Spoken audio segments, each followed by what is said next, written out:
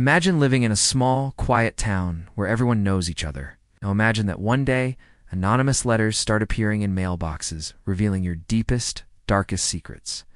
This isn't the plot of a horror movie. This was the reality for the residents of Circleville, Ohio, for nearly 2 decades. Starting in the late 1970s, a mysterious figure known only as the Circleville writer began a campaign of terror.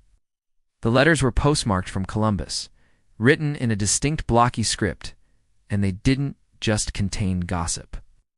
They held incredibly personal and often embarrassing details about people's private lives, accusing them of affairs, corruption, and all sorts of hidden misdeeds.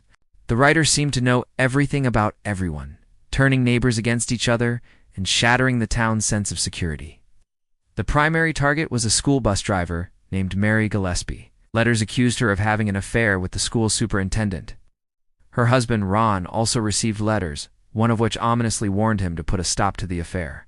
Tragically, Ron later died in a mysterious single-car crash. The police ruled it an accident, but many, including Ron's family, believed he was driven off the road. His gun was found fired next to him, suggesting he might have confronted the letter writer just before his death. The threats escalated. Mary started seeing menacing signs posted along her bus route.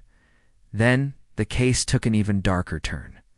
One day, she spotted a booby-trap sign rigged with a gun, designed to fire at her if she tried to remove it. The police traced the gun back to Mary's brother-in-law, Paul Freshar. Despite maintaining his innocence and having an alibi, Paul was convicted for attempted murder and sentenced to prison. Everyone in Circleville breathed a sigh of relief. The case was closed, the writer was behind bars. But then, the letters started again. Even with Paul Freshar locked away, the block-scripted notes continued to arrive, tormenting residents and even the prison warden. He was placed in solitary confinement, yet the letters didn't stop. How was this possible? Was Paul truly innocent? Was he working with an accomplice on the outside? Or was the real Circleville writer still at large, watching and waiting?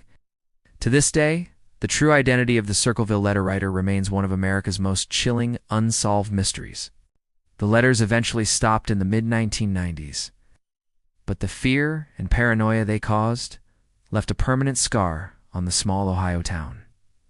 Thanks for watching. If you found this story as fascinating as I did, don't forget to like this video and subscribe for more deep dives into the unknown.